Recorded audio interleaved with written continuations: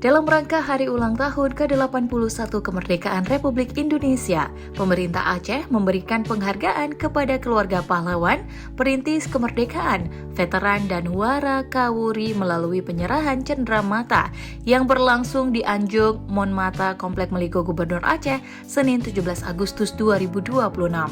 Penyerahan cenderamata secara simbolis dilakukan oleh Wakil Gubernur Aceh Fadlullah beserta istri kepada T. Ardiansyah Polem, perwakilan keluarga pahlawan nasional Cut Mutia.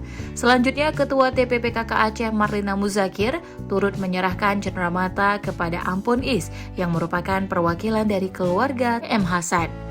Cenderamata juga diserahkan oleh Ketua Dewan Perwakilan Rakyat Aceh beserta istri, Kepala Kepolisian Daerah, Kapolda Aceh beserta istri, Kepala Badan Intelijen Negara Daerah Aceh, Kepala Pengadilan Tinggi Aceh beserta istri, serta Kepala Kejaksaan Tinggi Aceh.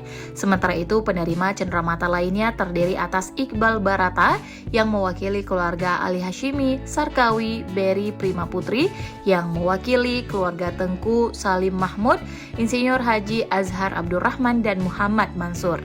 Wagub Fadlullah menyampaikan pemberian cenderamata tersebut merupakan bentuk penghargaan dan penghormatan pemerintah Aceh kepada para pahlawan perintis kemerdekaan, veteran serta keluarga mereka yang telah memberikan jasa dan pengabdian bagi bangsa dan negara.